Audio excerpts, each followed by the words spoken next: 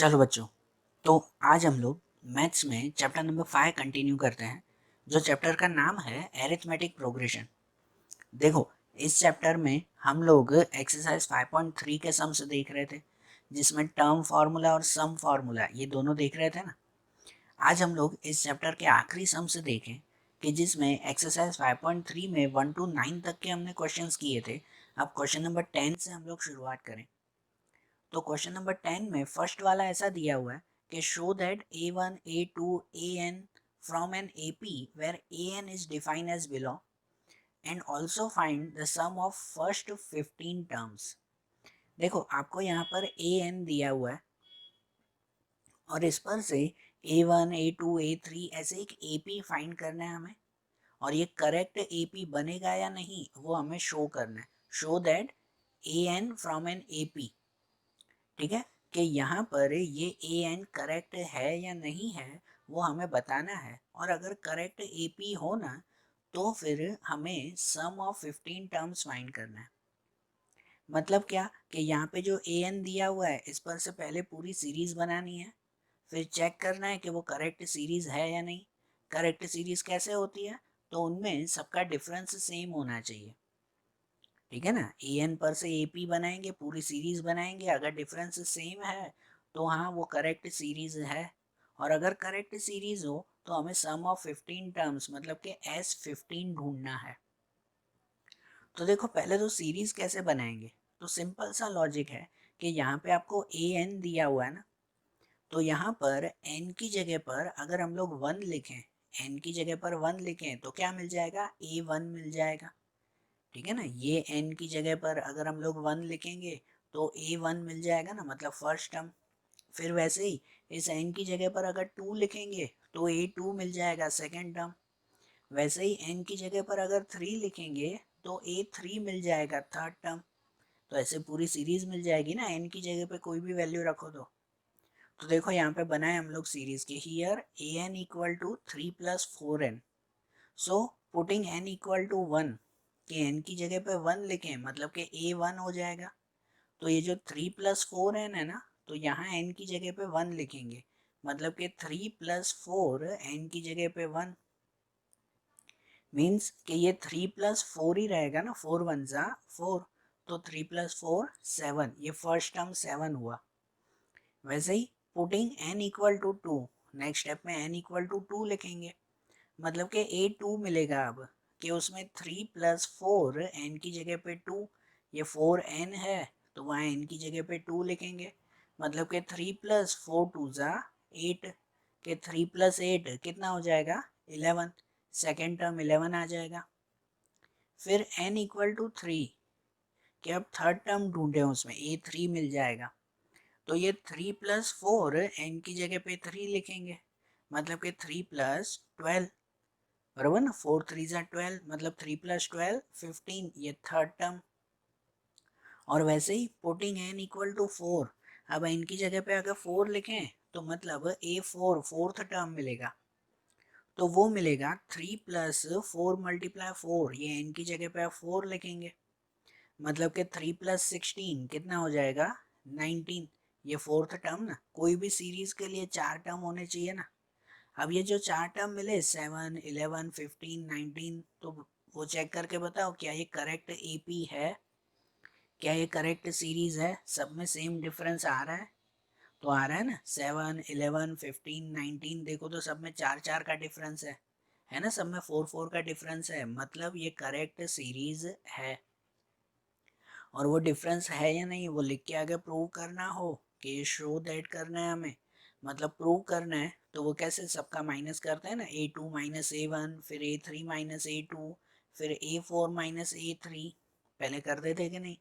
तो वैसे ही इसमें देखेंगे। तो देखो यहाँ क्या आप करें, a2 minus a1 second term minus first term मतलब कि 11 माइनस 7 4 आएगा, जो आगे हमने सीरीज ढूंढी उसी पर से ये करेंगे ना। फिर वैसे ही a3 माइनस a2 मतलब के third term minus second term, तो 15 माइनस 11 वो भी 4, उस सीरीज पर से थर्ड और सेकेंड टर्म का माइनस। और a4 माइनस a3 करेंगे फोर्थ और थर्ड टर्म का माइनस मतलब कि 19 माइनस 15 वो भी 4 मिलेगा। मतलब देखो कि सबका डिफरेंस 4 आया ना। अब यहाँ लिखेंगे ना, here the difference between successive terms are equal. सबका डिफरेंस अगर इक्वल है so this is an AP, ये करेक्ट एपी है। ऐसा हमें प्रूव करना था ना। और अगर ये करेक्ट एपी है तो वो प्रूव करने के बाद क्या करना था कि फाइंड एस 15, मतलब कि सम ऑफ 15 टर्म्स हमें ढूंढना था। तो वो सम ऑफ 15 टर्म्स ढूंढने के लिए हमारे पास सभी चीज़ें हैं ना, जैसे कि a equal to 7, first term आपने ढूंढा ना a1, वो 7 है हमारे पास। फिर d इक्वल टू 4, कि डिफरेंस कितने का है, तो 4 4 का डिफरेंस है ना वो डिफरेंस 4 4 का। ठीक है, और एस 15 ढूंढना है, मतलब कि n इक्वल टू कितना दिया हुआ है, तो n इक्वल टू 15 होगा। तो ए डी एन ये सभी चीज़ें हमारे पास दी गई हैं। तो फिर तो क्या करें, डायरेक्ट फार्मूला में ही रखें ना उसे, कि एस एन की फार्मूला आएगी S n equal to n upon two, bracket में 2a plus n minus 1d। तो उनके हिसाब से n अपॉन टू, तो n पे लिखेंगे 15, 15 अपॉन टू, ब्रैकेट में 2 a की जगह पे 7 प्लस n माइनस 1, तो 15 माइनस 1 और d की जगह पे 4। तो ये 15 अपॉन टू, ब्रैकेट में 2 7 सा 14 प्लस ये 40, 15 माइनस 1 भी 14 मल्टीप्लाई 4। तो ये 15 अपॉन टू डिवाइड नहीं होता तो ऐसे ही लिखो, ब्रैकेट में 14 प्लस ये 14 4 सा 56। तो 15 अपॉन टू ब्रैकेट में 14 प्लस 56 70 हो जाएगा। और फिर ऊपर दोनों का मल्टीप्लाई, 15 मल्टीप्लाई 70 तो 1050 डिवाइड बाई 2, और इसको 2 से डिवाइड करो तो आंसर मिल जाएगा 525। मतलब जो हमें 15 नंबर का टोटल ढूंढना था, पहले 15 नंबर्स का टोटल, वो टोटल कितना मिल गया, 525 मिल गया। बरोबर। अब देखो ऐसे ही इसका सेकंड भी है, क्वेश्चन 10 में सेकंड वो भी ऐसे ही दिया हुआ है कि इसमें भी पहले हमें चेक करना है कि वो करेक्ट एपी है या नहीं, और उसके बाद सम ऑफ 15 टर्म्स फाइंड करना है। यहाँ पे सिर्फ ये ए एन अलग है, उसमें ए एन अलग था ना, इसमें ए एन अलग। अब सेम फार्मूला और सेम मेथड फिर से करनी है। तो इसमें भी पहले हम लोग वैसे ही 4 टर्म ढूंढेंगे ना, कि यहाँ n की जगह पर जो ए एन दिया हुआ है 9 माइनस 5n, तो इसमें इस n की प्लेस पर हम लोग 1 2 3 4 ऐसे रखेंगे ना वैल्यू। तो n की प्लेस पर पहले अगर 1 लिखो तो 9 माइनस 5 n की जगह पर 1, तो 9 माइनस 5 मल्टीप्लाई 1 तो 5 रहेगा, 9 माइनस 5 4, ये फर्स्ट टर्म मिल गया। समझ रहे हो ना, वैसे ही करेंगे ना मेथड। फिर n इक्वल टू 2 रखो, तो वैसे ही n पे 2 रखो, तो सेकेंड टर्म माइनस 1 मिल जाएगा। बरोबर, ऐसे सॉल्यूशन करोगे ना आप लोग, मैं डायरेक्टली बता रहा हूँ, सेम मेथड करनी है। वैसे ही n इक्वल टू 3 रखो, तो थर्ड टर्म में n की जगह पर अगर 3 रखें तो इनका सॉल्यूशन मिल जाएगा -6, ये थर्ड टर्म a3। और n इक्वल टू अगर 4 रखो, n इक्वल टू 4 रखोगे अगर, तो a4 फोर्थ टर्म मिल जाएगा आपको -11। ऐसे आ जाएगा ना, चारों टर्म आ जाएंगे और चेक करेंगे क्या इसमें डिफरेंस सब में बरोबर है। तो हाँ है, इसमें बरोबर डिफरेंस, सब में 5 5 का डिफरेंस है। ओरली भी पता होना चाहिए ना कि सब में 5 5 का डिफरेंस हो रहा है। देखो 4 माइनस 5 करो तो -1 होगा ना, उसी तरह से -1 और -5 करो तो -6 होगा ना। सब में 5 5 कम हो रहे हैं ना इसमें। नहीं पता चले तो उसे फिर जो है वो फार्मूला से प्रूव करो। देखो जैसे a2 माइनस a1 करें, तो second term minus first term, तो सेकेंड टर्म दिया हुआ -1, ठीक है, आगे जो आपने सीरीज ढूंढी, और -4 फर्स्ट टर्म दिया हुआ है 4, तो -1 और -4 -5, ये डिफरेंस मिला ना।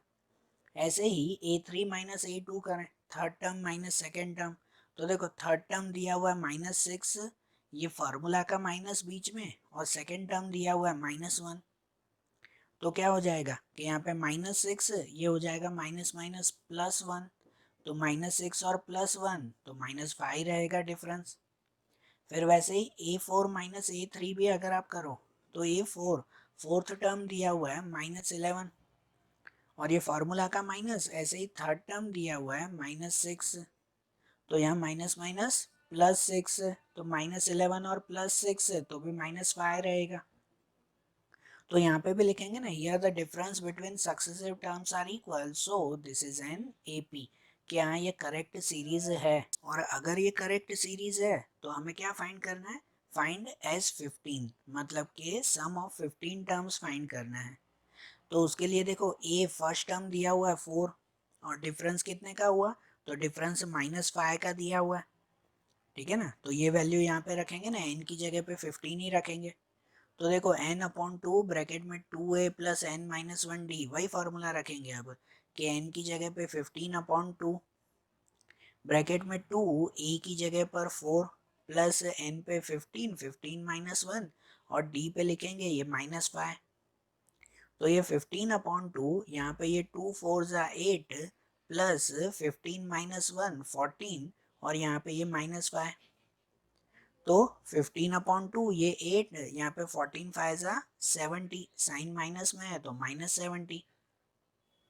तो यहाँ 15/2 ये 8 - 70 तो -62।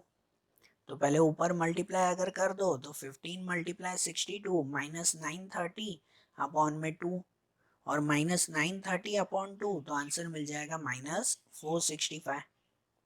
ये सम ऑफ 15 टर्म्स मिल गया ना, बराबर ना। अब देखो जैसे ये किया, अब ऐसे ही इसके आगे क्वेश्चन नंबर 11 देखें। तो क्वेश्चन 11 ऐसे दिया हुआ है कि if the sum of the first n terms of an AP is 4n - n square, what is the first term, what is the sum of first two terms, what is the second term, similarly find the third, 10th and nth term। अब देखो एक के अंदर ही काफ़ी सारे दिए हुए हैं, और इसे जो है वो थोड़ा सा इम्पोर्टेंट भी टिक कर लेना। इम्पोर्टेंट इसीलिए क्योंकि इसमें ऑलमोस्ट मेथड आ जाती है, ऑलमोस्ट पूरे लॉजिक भी आ जाते हैं, तो थोड़ा ध्यान से समझना। देखो आगे वाला जो 10th वाला क्वेश्चन था ना, उसमें क्या था कि उसमें आपको an दिया हुआ था, और n की जगह पे 1 2 3 4 अगर आपने रखा तो आपको वैल्यू मिली ना सब, बरोबर ना।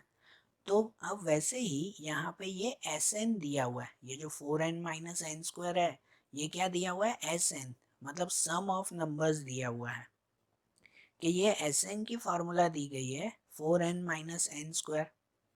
तो उस पर से हमें अलग अलग चीज़ें ढूंढनी है, और एक एक करके ढूंढे। सबसे पहले ढूंढना है what is the first term, बरोबर। तो फर्स्ट टर्म जहाँ पे ब्रैकेट में लिखा भी हुआ है दैट इज S1, ये पहले के लिए तो हिंट दी गई है आपको कि देखो अगर हमें फर्स्ट टर्म ढूंढना है ना, तो क्या करोगे कि ये जो Sn दिया हुआ है ना, उस Sn में n की जगह पर हम लोग 1 लिखेंगे। n की जगह पे अगर 1 लिखें कि टेकिंग n = 1, जैसे पहले 10th में रखा था वैसे ही, कि यहाँ पे S1 = 4n, 4n मतलब 4 × 1 माइनस n स्क्वायर, तो n स्क्वायर मतलब 1 का स्क्वायर, तो इक्वल टू ये 4 1 ज़ा 4 माइनस ये 1 का 1 ही रखेंगे, तो 4 - 1 कितना हो जाएगा, 3 हो जाएगा। मतलब कि ये S1 = 3, तो क्या ये S1 वो फर्स्ट टर्म कहलाता है। सीधा सा एक लॉजिक समझना, हम लोग तो A1 को फर्स्ट टर्म कहते हैं ना, तो क्या S1 को भी फर्स्ट टर्म कहेंगे, तो हाँ कहेंगे, ठीक है ना। S1 को भी फर्स्ट टर्म हम लोग कहेंगे। क्यों कहेंगे फर्स्ट टर्म, क्योंकि अगर कोई भी सीरीज हो ना, एक सीधा सा एग्जांपल समझो कि जैसे 5 10 15, ऐसे कोई भी अगर सीरीज दी गई है, तो इस सीरीज में आपको पूछे कि सम ऑफ वन नंबर ढूंढो, मतलब कि S1 ढूंढो। क्या पूछे आपको, S1, S1 मतलब कि सम ऑफ वन नंबर, तो एक नंबर का प्लस कितना होगा, एक नंबर का प्लस तो 5 ही रहेगा ना। मतलब कि S1 अगर ढूंढो तो वो A1 ही मिलेगा ना, कि फर्स्ट टर्म या तो सम ऑफ फर्स्ट टर्म, दोनों का मीनिंग तो एक ही कहलाया ना वो। समझ आ रही है बात, तो इसीलिए S1 वो फर्स्ट टर्म ही कहलाया। तो यहाँ पे S1 की वैल्यू 3 मिली, तो यहाँ पे लिख सकते हैं सो फर्स्ट टर्म A = 3, ये फर्स्ट टर्म मिल गया। उसके बाद क्या ढूंढना है कि what is the sum of first two terms, sum of first two terms मतलब कि S2 ढूंढना है। क्या फाइंड करना है अब, H2। तो H2 कैसे ढूंढेंगे कि देखो ये Sn की जो वैल्यू दी गई है आपको, उसमें n की जगह पे अगर 1 लिखा तो S1 मिल गया ना।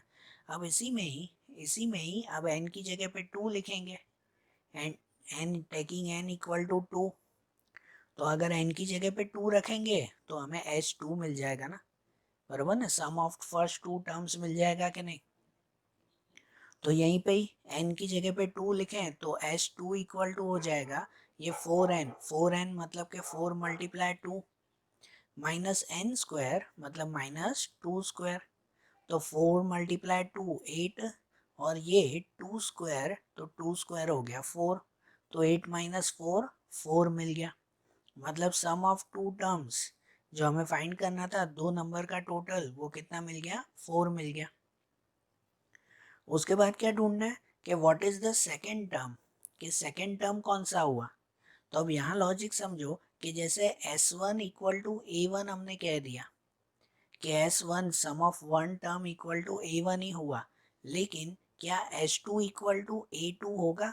हमें सेकेंड टर्म फाइंड करना है, मतलब A2। तो जो H2 की वैल्यू मिली 4, क्या उसी को A2 भी कह देंगे, नहीं, A2 अलग कहलाएगा ना।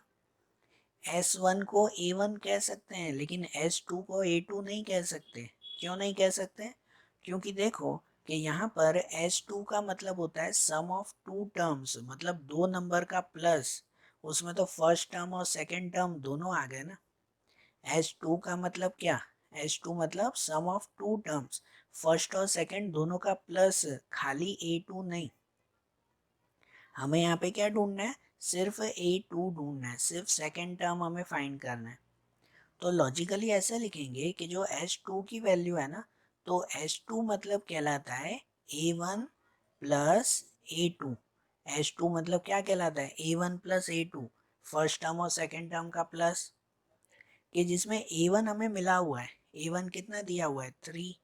तो अगर A1 3 है तो फिर A2 मिल सकता है ना उस पर से, समझे ना। देखो अब आगे इसमें देखें तो उसके आगे दिया हुआ है कि यहाँ लिखेंगे कि नाउ H2 इक्वल टू 4। ये जो ढूंढा हमने H2 इक्वल टू 4, तो H2 के लिए क्या लिख सकते हैं, A1 plus A2 equal to 4। H2 के लिए ये लिख सकते हैं ना। तो इसमें A1 की वैल्यू दी गई है 3, A1 की वैल्यू 3 जो हमने ढूंढी।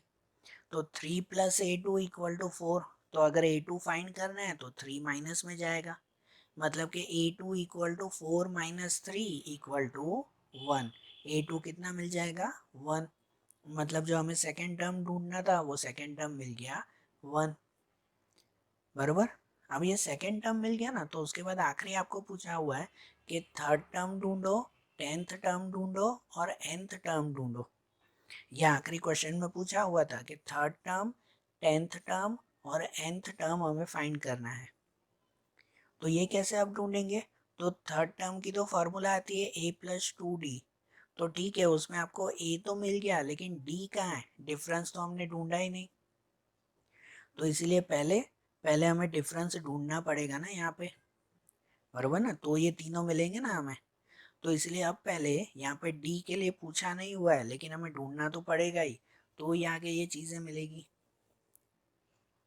तो डिफरेंस ऐसे ढूंढेंगे कि देखो यहाँ पे आपको सेकेंड टर्म मिल गया, सेकेंड टर्म कितना मिल गया, 1 मिल गया, मतलब कि A2 इक्वल टू 1 मिल गया। इसी को ही कंटिन्यू करें कि A2 इक्वल टू 1, तो A2 की फार्मूला क्या आती है, A plus d equal to 1।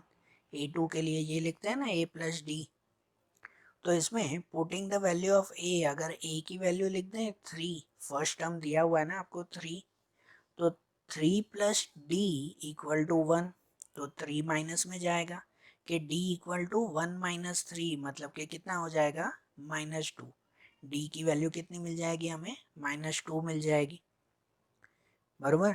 समझ आई बात। अब ये d भी मिल गया -2, a भी मिल गया 3।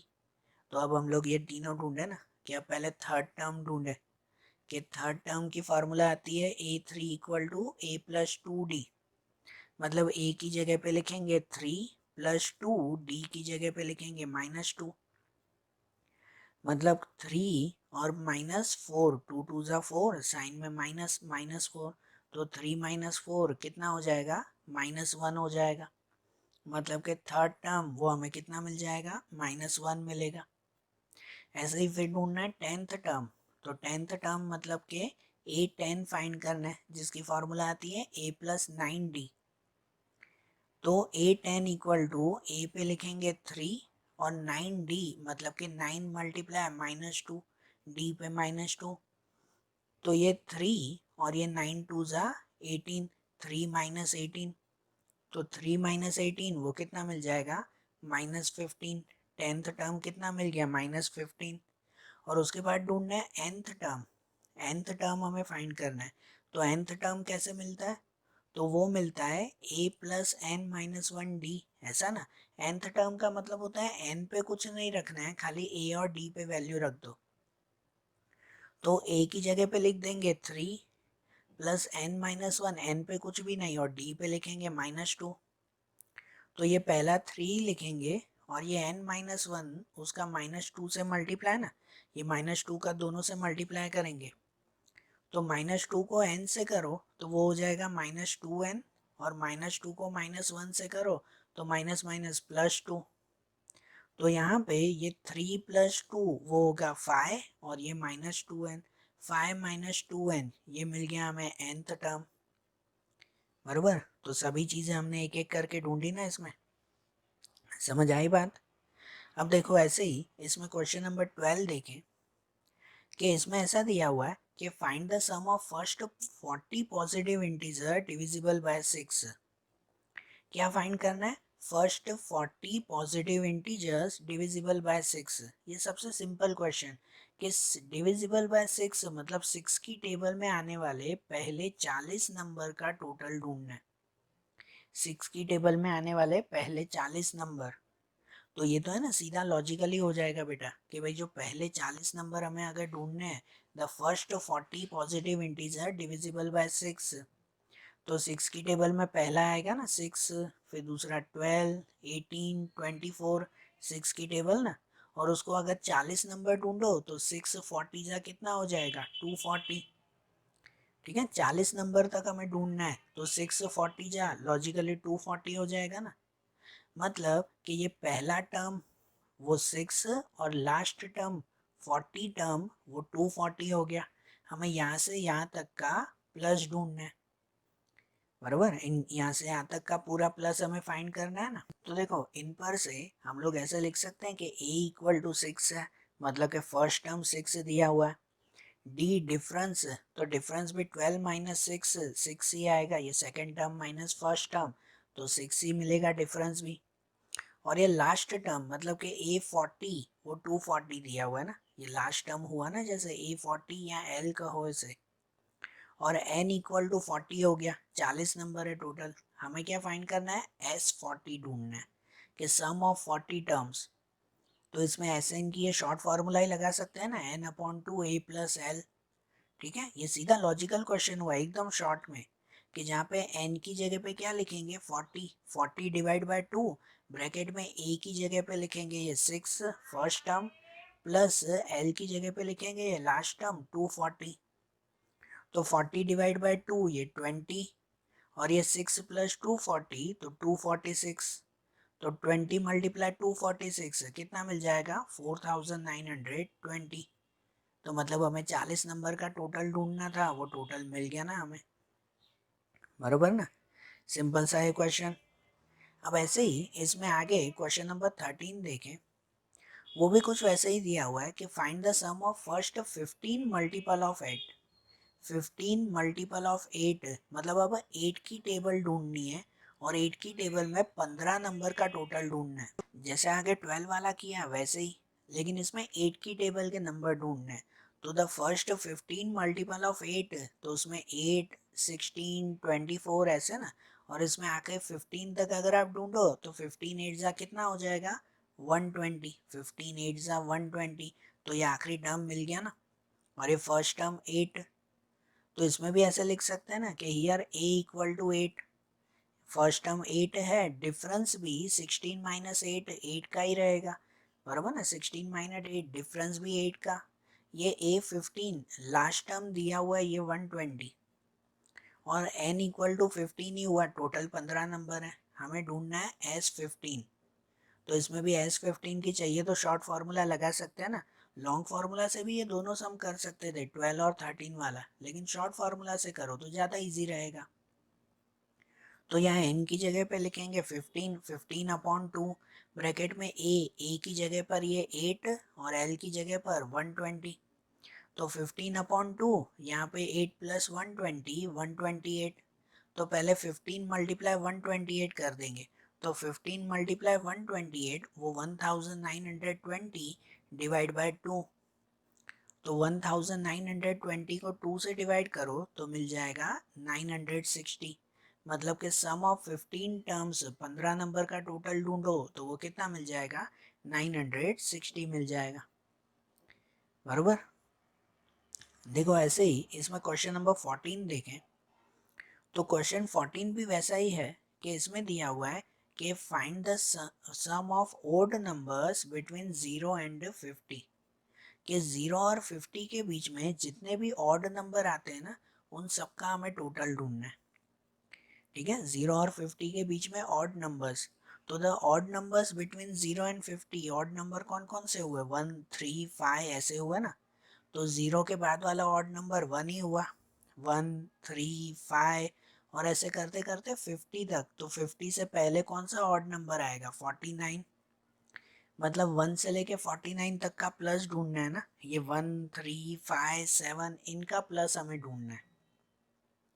समझ आ रही है बात, लॉजिक समझ में आ रहा है एकदम शॉर्ट क्वेश्चंस, लेकिन लॉजिक है उसमें, वो ध्यान देना कि हमें ऑड नंबर का प्लस ढूंढना है। तो ऑड नंबर होते हैं ये 1 3 5, इसमें 2 4 6 वो इवन नंबर नहीं लिखने, खाली ऑड नंबर।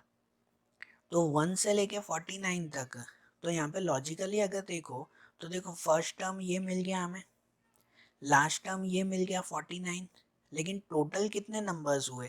देखो फार्मूला आप वही लगाओगे, इसमें लास्ट टर्म दिया हुआ है तो ये शॉर्ट फार्मूला लगाओगे n/2 a+l।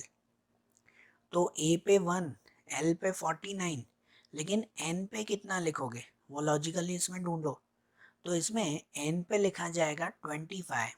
n पे कितना लिखा जाएगा, 25। क्यों 25 लिखा जाएगा, क्योंकि देखो टोटल 50 नंबर होते हैं, 0 से 50 तक टोटल 50 नंबर। और उन 50 नंबर में से आधे इवन नंबर अगर हटा दो, 2 4 6 8 10 12 ये सब इवन नंबर हटा दो, तो बाकी के ऑड नंबर कितने बचे, बाकी के आधे ही बचे ना, 25। बरोबर ना, क्योंकि ऑड इवन में से हमें खाली ऑड नंबर लेने, मतलब आधे नंबर ही लेने। तो 50 के आधे कितने हो जाएंगे, 25 हो जाएंगे। इसमें एन ढूंढने के लिए अलग फॉर्मूला नहीं लगानी है। वैसे आप ढूंढ भी सकते हो कि यहाँ पे ये 49 वो ए एन कहलाया, बराबर ना, ए एन। तो ए एन की अगर फॉर्मूला रखोगे ना, a+n-1d, तो भी आप n ढूंढ सकते हो फॉर्मूला से, तो भी n आपको ये 25 ही मिलेगा।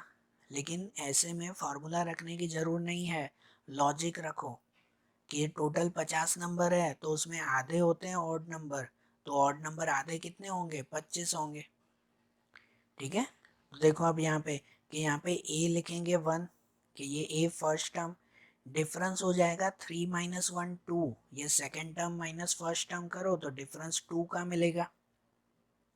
और 25th टर्म मतलब कि आखिरी टर्म मिलेगा 49। बरोबर। तो हम लोग यहाँ पे ये S25 ढूंढे ना, कि इन 25 नंबर का प्लस ढूंढे ना। ये ऑड नंबर जो हमें मिले वो टोटल 25 नंबर है, तो उनका प्लस ढूंढे। तो यहाँ पे n/2 a+l, तो n पे 25/2 a की जगह पे लिखेंगे 1 प्लस l की जगह पे 49, ये फर्स्ट और लास्ट टर्म। तो फिर 25/2 ये 1 + 49 50। तो इनका मल्टीप्लाई अगर करें 25 × 50 तो 1250/2। तो 1250 डिवाइड बाय 2, तो आंसर 625। मतलब कि 1 से लेके 49 तक का प्लस अगर ढूंढो ना तो वो प्लस कितना मिलेगा, 625 मिलेगा। बरोबर, आई बात समझ में। अब देखो ऐसे ही इसमें क्वेश्चन नंबर 15 देखें तो क्वेश्चन 15 कैसा है, तो अब ये प्रॉब्लम क्वेश्चंस दिए हुए हैं, ठीक है ना, उन पर से हमें सम्स करने हैं, समझना ध्यान से। ऐसे लिखा हुआ है कि a contract on construction job specify a penalty of delay of completion beyond a certain date as follows, कि 200 for the first day, 250 for second day, 300 for third day etcetera.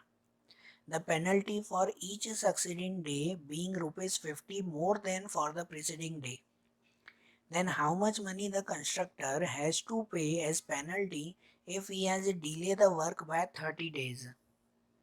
देखो क्या दिया हुआ है कि जो कंस्ट्रक्शन जॉब होती है ना, तो उसमें जो कंस्ट्रक्टर होता है भाई, जैसे बिल्डिंग बनाने वाला जो हुआ ये कंस्ट्रक्टर, उसने वादा किया था कि भाई इस तारीख को तुम्हें ये पूरी बिल्डिंग बना के देंगे, लेकिन अगर वो नहीं बना के दे रहा है ना, उस डेट पे नहीं बना के दे रहा है, तो उसको पेनल्टी लगेगी।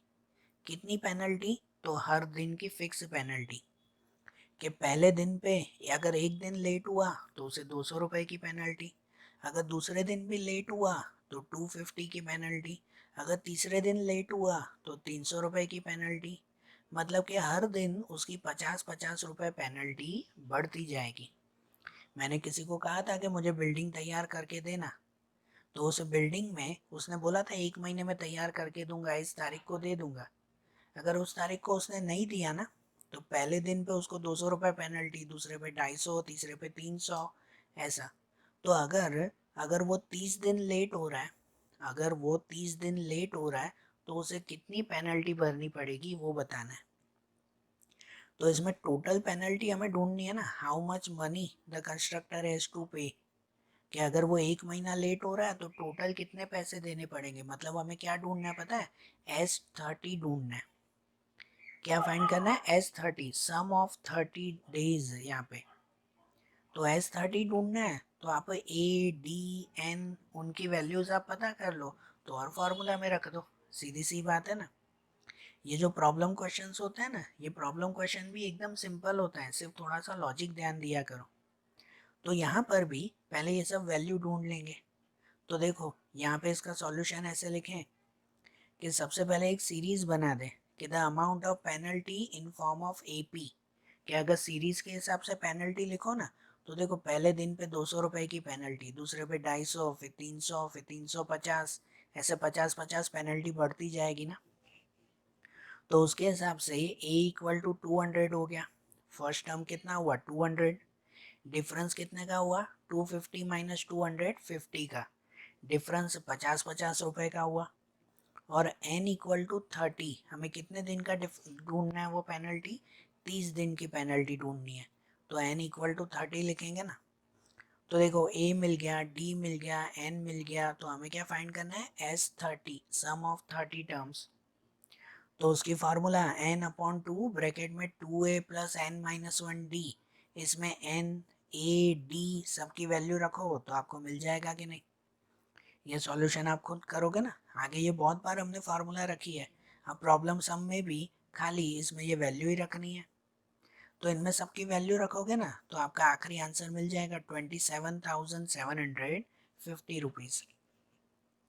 मतलब कि अगर जो है वो उसने 30 दिन लेट बनाया ना, या 30 दिन लेट काम किया ना, तो उसे टोटल 27,750 रुपीज़ पेनल्टी भरनी पड़ेगी। ठीक है, समझ आई बात? अब ऐसे ही देखो उसके बाद वाला क्वेश्चन, कि क्वेश्चन 16 दिया हुआ है इसमें कि the sum of 700 is to be used to give 7 cash prizes to the student of a school for their overall academic performance। कैसे कि पूरे साल के एंड में किसी को प्राइज दिया जाता है ना, तो 7 स्टूडेंट को प्राइज देना है, 7 प्राइजेस देने हैं, और उसके लिए टोटल 700 रुपये ही हैं। तो उसके लिए दिया हुआ है if each prize is ₹20 less than the preceding prize, हर एक को पहले से 20 रुपये का प्राइस कम मिलेगा। मतलब समझो ऐसे अंदाजे से कि अगर पहले को 100 रुपये का प्राइस दिया होगा ना, तो दूसरे को 80 रुपये का देंगे, तीसरे को 60 रुपये का देंगे, चौथे को 40 रुपये का देंगे। बराबर, ऐसे ये जस्ट अंदाजा बता रहा हूँ। अब कितने का प्राइस है वो तो हमें ढूंढना पड़ेगा। ठीक है, तो ऐसे टोटल 7 प्राइस देने हैं और 700 रुपये में देने हैं। हमें 700 रुपये में 7 प्राइज पूरे करने हैं।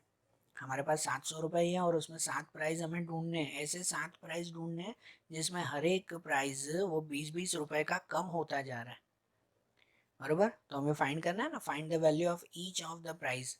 तो इसमें ना ईच ऑफ, अगर सबके प्राइस हमें ढूंढने हैं ना, तो उसके लिए सबसे पहला प्राइस कितने का है खाली वो ढूंढ लेंगे, तो बाकी के प्राइस तो हमें मिल ही जाएंगे। हमें खाली पहला प्राइस मतलब समझो फर्स्ट टर्म हम लोग ढूंढ लेंगे। क्या ढूंढेंगे? First term.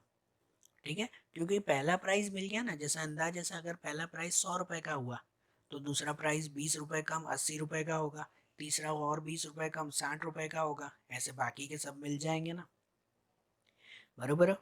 तो देखो यहाँ पे लिखेंगे कैसे कि सबसे पहले लिखेंगे कि टोटल अमाउंट ऑफ प्राइस, मतलब कि एस एन दिया हुआ है 700, ये टोटल अमाउंट ही दे दी गई है ना, मतलब एस एन ही दिया हुआ है 700 का। फिर आगे लिखा हुआ है कि each price is 20 less than the preceding price, हर एक प्राइस पहले से 20 रुपये कम है, मतलब डिफरेंस वो -20 का हुआ ना, कम होता जा रहा है इसलिए माइनस में लिखेंगे कि डिफरेंस कितने कितने का है, तो -20 का difference. And total number of prize, कि टोटल प्राइस मतलब कि n इक्वल टू कितने हैं 7, 7 लोगों को प्राइस देने हैं ना, तो हम लोग क्या ढूंढेंगे कि to find the value of each prize we have to find the value of A. अगर हमें सभी सातों के प्राइस के ढूंढने हैं ना, तो पहले हमें ए ढूंढना होगा। तो देखो ये तो सिंपल हो गया कि यहाँ पे एस एन दिया हुआ है 700, आप एस एन की फार्मूला रखोगे, उसमें डी की वैल्यू और एन की वैल्यू रख दो, तो ए की वैल्यू मिल जाएगी ना, सिंपल है ना ये तो देखो यहाँ पे हम लोग एस एन इक्वल टू 700 रखें, तो जहाँ पे n upon two two a n minus one d equal to 700, ये फार्मूला, जिसमें n पे लिखेंगे 7 और d पे लिखेंगे -20, तो a मिल जाएगा ना।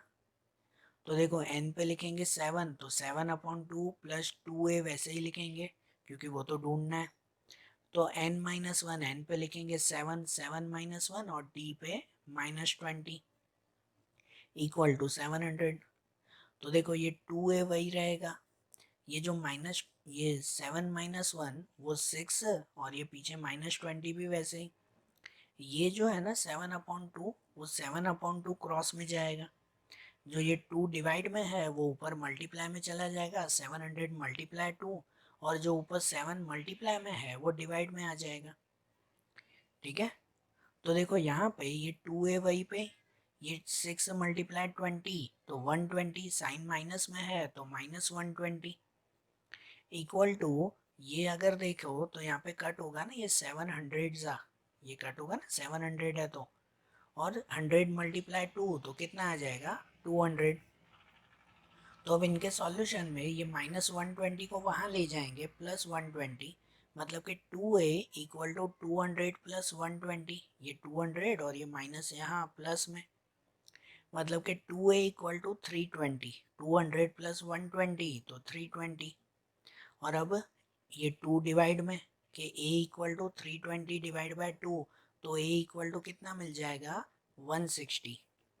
तो देखो जो पहले को हमें प्राइस देना है ना, वो पहले को प्राइस कितना देना है 160 रुपीज़ का, तो पहले को 160 तो बाकी सबको कितने 20-20 रुपए कम, ऐसे ना, तो यहाँ पे लिख सकते हैं ना the value of each price are भाई 160, फिर दूसरे को 140, फिर 120, फिर 100, फिर 80, फिर 60, फिर 40, ऐसे 7 लोगों को प्राइस हो जाएंगे ना, और इन सब का टोटल करके देखो तो इन सब का टोटल वो 700 रुपये हो जाएगा, कि 700 रुपये में सबको प्राइज मिल गया, बराबर, आई ना ये लॉजिक समझ में।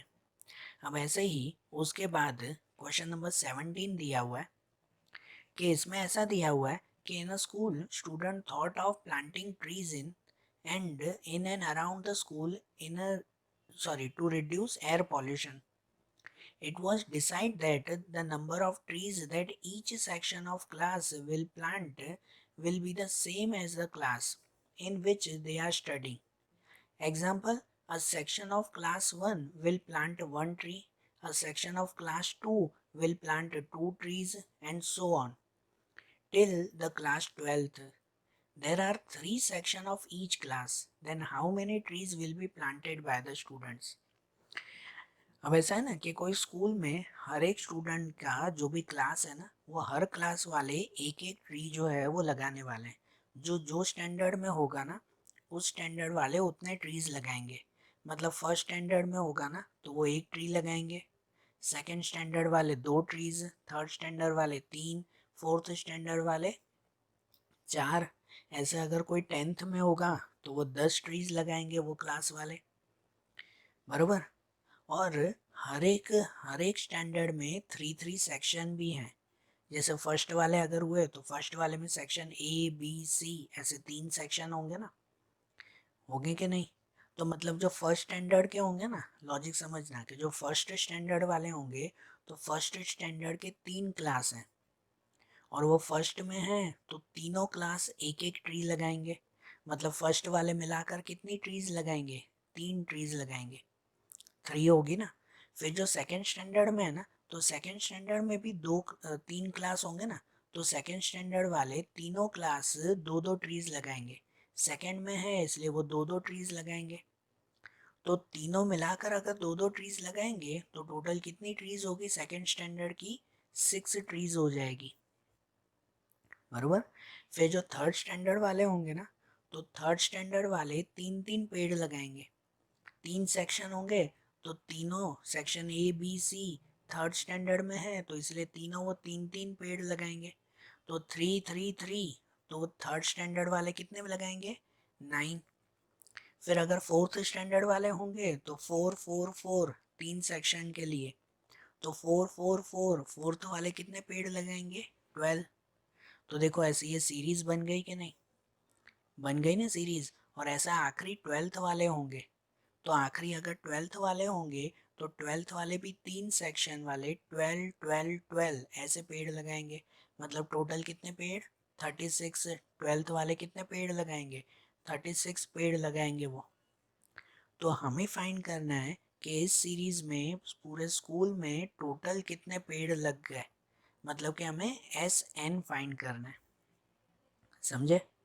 तो इसमें भी देखो ए मिल जाएगा, ये फर्स्ट टर्म, ये 3 सेकेंड टर्म, ये 6 दिया हुआ है। तो डिफरेंस कितने कितने का है, तो 3 3 का डिफरेंस हो रहा है ना सब में, कि डिफरेंस भी 3 का।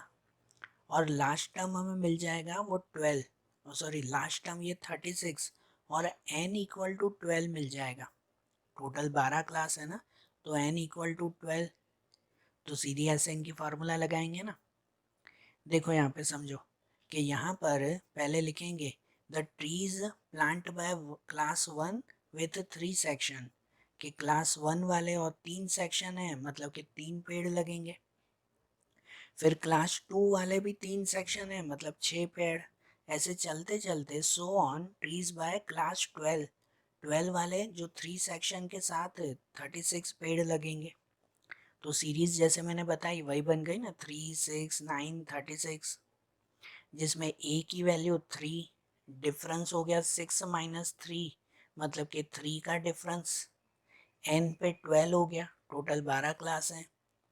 और A12 लास्ट टर्म दिया हुआ है 36, हमें ढूंढना है S12, ठीक है, इन 12 ही क्लास का टोटल। तो SN की ये शॉर्ट फार्मूला लगा सकते हैं ना, n/2 A+L, कि n की जगह पे 12 लिखें, a की जगह पे लिखें 3 ये फर्स्ट टर्म, और l की जगह पे लास्ट टर्म 36। और इसका अगर सॉल्यूशन करो तो टोटल मिल जाएगा 234। सीधा ही सॉल्यूशन ना, मतलब पूरे स्कूल में मिलाकर 234 ट्रीज लगाए जाएंगे। ऐसे होगा ना, टोटल इतने ट्रीज लगेंगे ना, समझे बात को।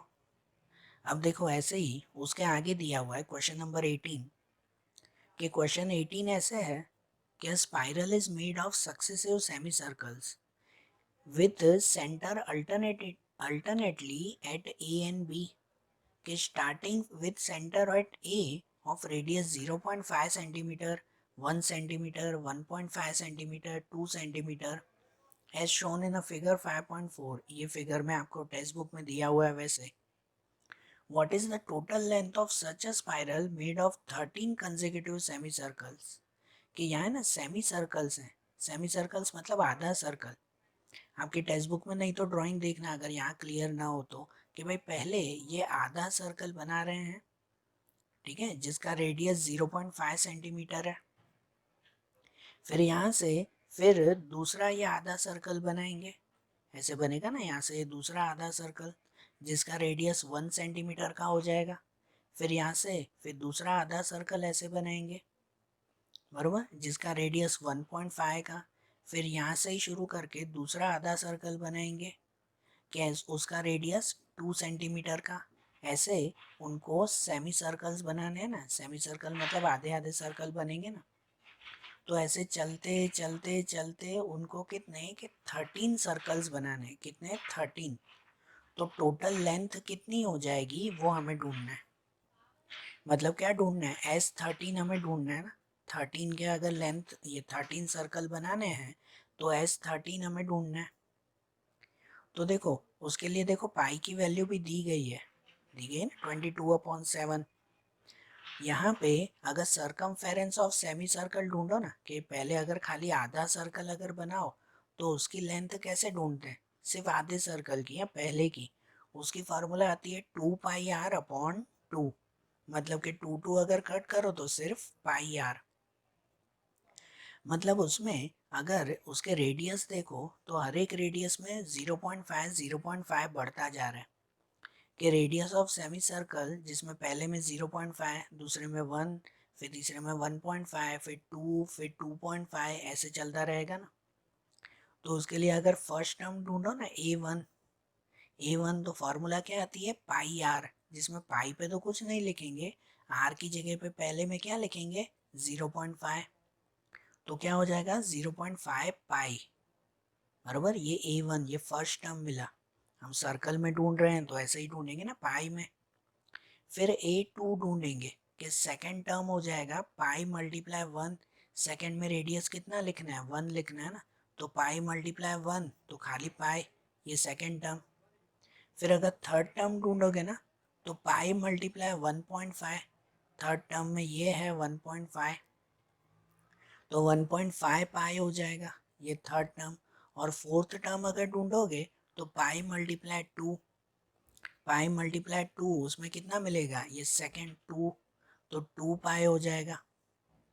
तो ऐसे 4 टर्म मिले ना, और हमें क्या ढूंढना है? 13 नंबर का प्लस। तो देखो इनके सॉल्यूशन में कि यहाँ पे ए हो गया 0.5, फर्स्ट टर्म ये मिला। डिफरेंस अगर आप ढूंढो ना तो डिफरेंस में ये हो जाएगा कि भाई सेकेंड टर्म पाई दिया हुआ है और फर्स्ट टर्म -0.5 पाई, तो उसमें से हो जाएगा 0.5 पाए इन दोनों का माइनस। वैसे भी सब में डिफरेंस देखो तो 0.5 का ही आ रहा था ना। और n पे लिखना है 13। n पे कितना लिखना है? 13 लिखना है। And we have to find S13, हमें सम ऑफ 13 टर्म्स ढूंढने हैं। तो Sn की अगर फार्मूला रखे ना n/2 2an-1d, तो सीधी यही फार्मूला में a, d और n की वैल्यू रखेंगे। कि जैसे n पे 13/2 ब्रैकेट में 2 a की जगह पे लिखेंगे 0.5 पाई प्लस n-1, तो n पे फिर से 13 और d पे कितना लिखेंगे? 0.5 पाई। वही ना, a और d दोनों पे वही आएगा। तो 13/2 यहाँ पे अगर इन दोनों का मल्टीप्लाई करो तो 2 मल्टीप्लाई 0.5 वो हो जाएगा 1। 0.5 मतलब आधा, उसको 2 से मल्टीप्लाई करो, डबल करो तो 1 होगा ना। 1 मतलब सिर्फ पाई।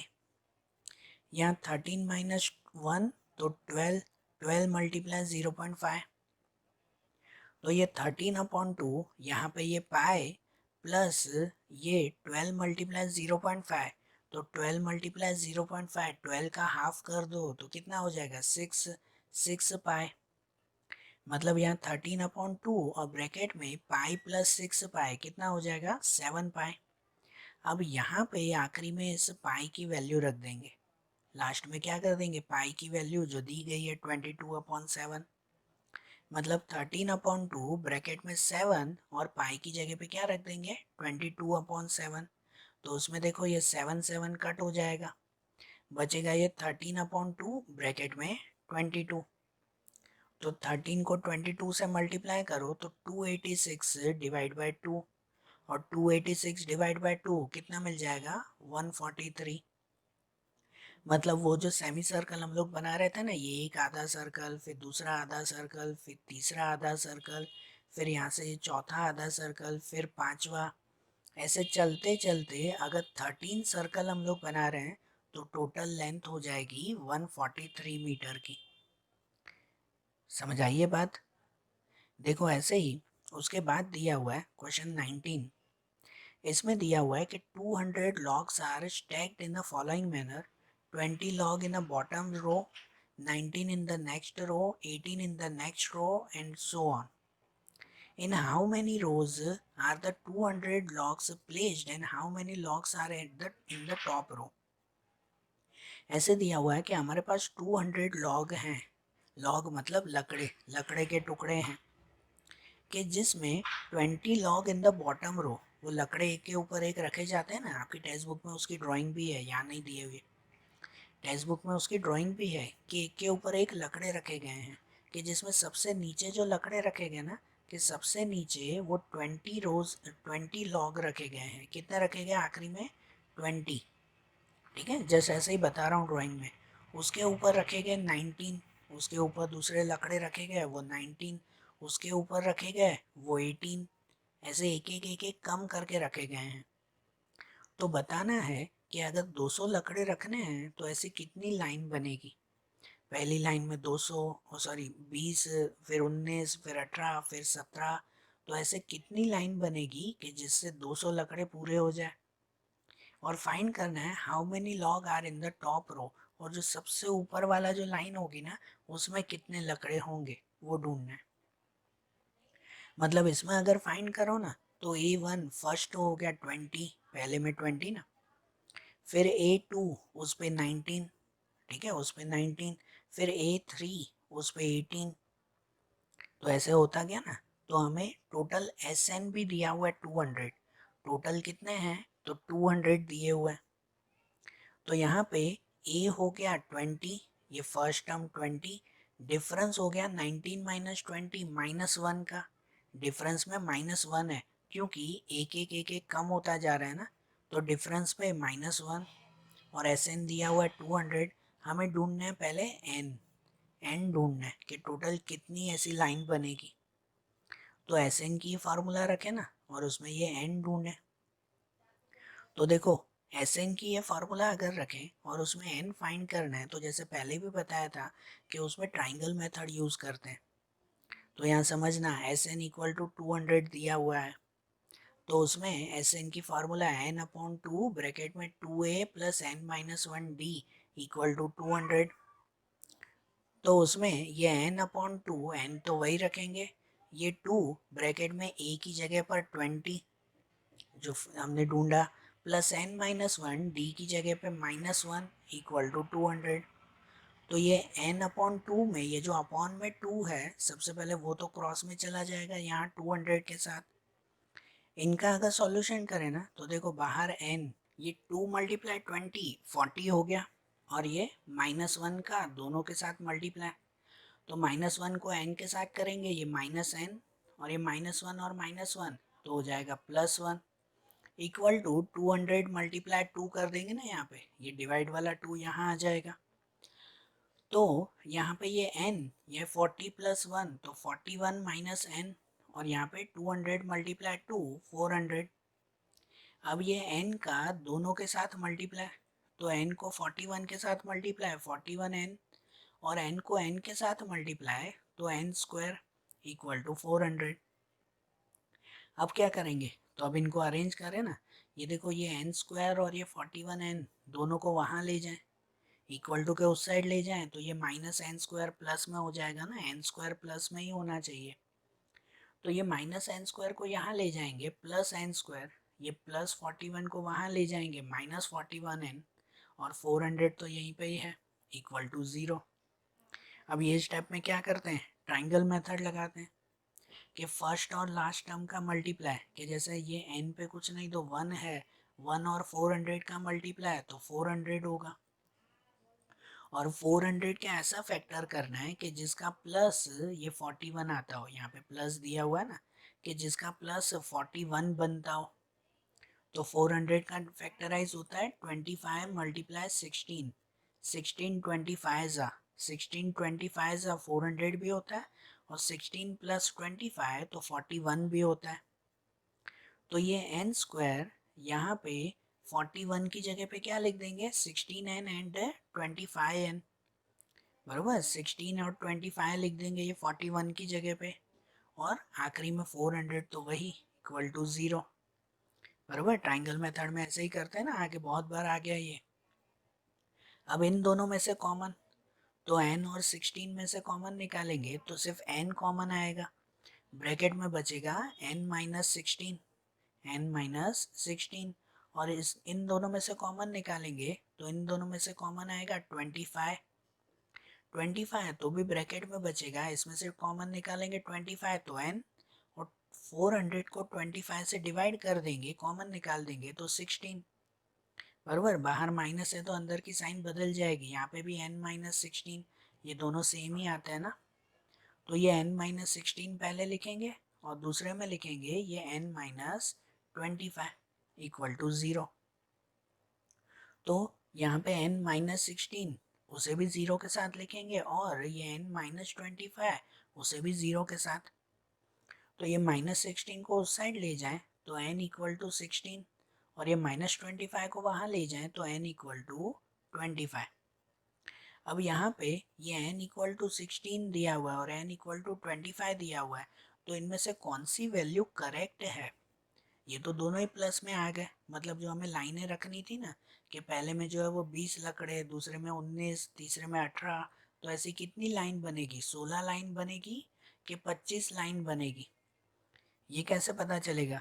तो अब ये एक और स्टेप हम लोग गिनेंगे कि इसमें जो है वो n इक्वल टू अगर 16 ना, तो पहले a16 ढूंढ के देखो, कितना ढूंढो? a16, कि a16 की फार्मूला क्या आती है? a प्लस 15d, कि a की जगह पे लिखेंगे 20 प्लस 15, d पे -1, तो 20 और ये 15 -1, और 15 वन जा 15 ही ना, -15 हो जाएगा, तो 20 माइनस 15 5 होगा।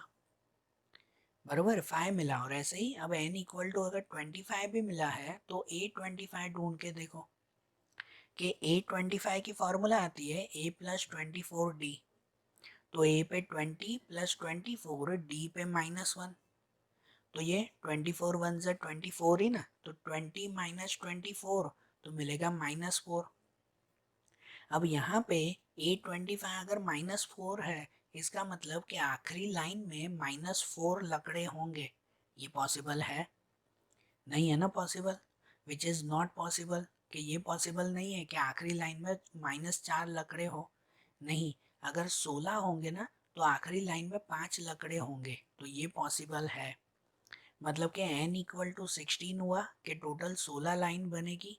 भाई पहले में 20 लकड़े, दूसरे में 19, फिर 18, फिर 17, ऐसे करते करते 16 लाइन बनेगी, कि जिसमें आखिरी में कितने लकड़े होंगे लास्ट लाइन में?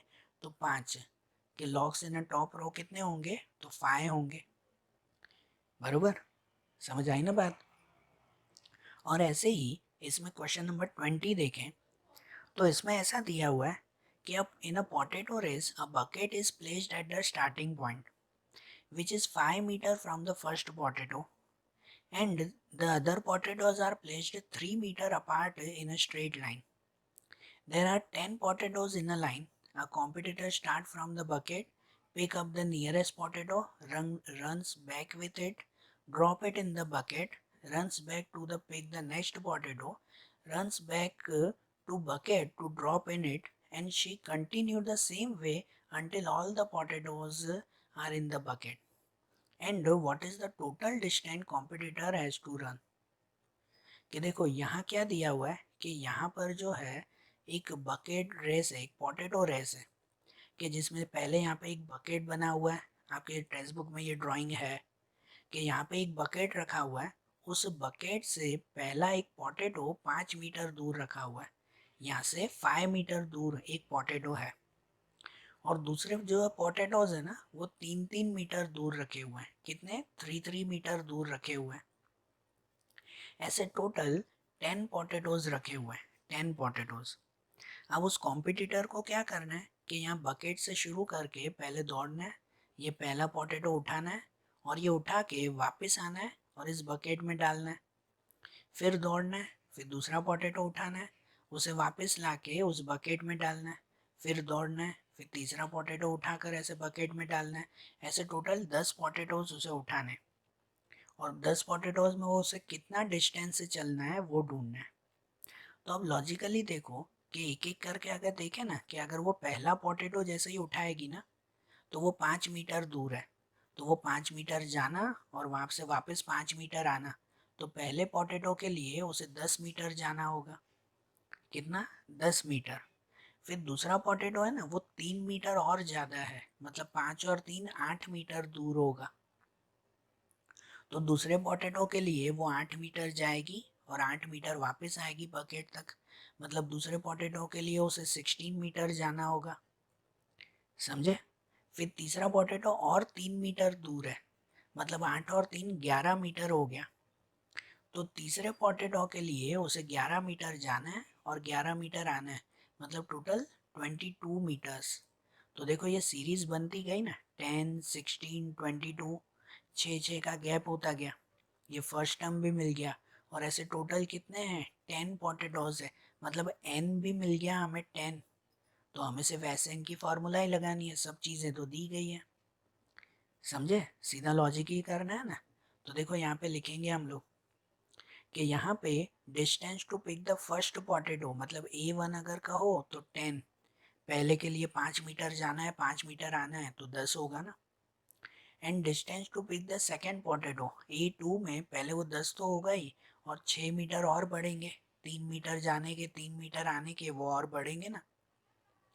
तो सेकेंड के लिए 16, मतलब सीरीज बन जाएगी 10 16 22 28, ऐसे 6 बढ़ते जाएंगे ना। जिसमें ए पे लिखेंगे 10, फर्स्ट टर्म पे 10 हुआ, डिफरेंस कितने का हुआ? तो 16 माइनस 10, तो डिफरेंस हुआ 16 माइनस 10 6 का, बराबर। और एन पे 10, टोटल 10 पोटैटोज है, हमें ढूंढना है एस 10। तो वही एस एन की फार्मूला ना, n upon 2 plus n minus 1 d, जिसमें एन पे ये रखेंगे 10, ए की जगह पे रखेंगे भी 10 और डी की जगह पे 6। ये सभी वैल्यू अगर रखो तो आपको टोटल मिल जाएगा ना आंसर। कितना आंसर मिलेगा? 370 रखेंगे ना ऐसे ही वैल्यू। तो ये जो 370 मिला कि भाई टोटल 10 पोटैटोज उसे अगर उठाने हैं ना, तो उसके लिए उसे 370 मीटर दौड़ना पड़ेगा, बरोबर। आई बात समझ में? तो देखो आज जैसे हमने ये सम्स देखे ना, ये चैप्टर हमने कंप्लीट किया। अब ऐसे ही इनके दूसरे चैप्टर, दूसरे सम्स हम लोग अगले वीडियोस में देखेंगे।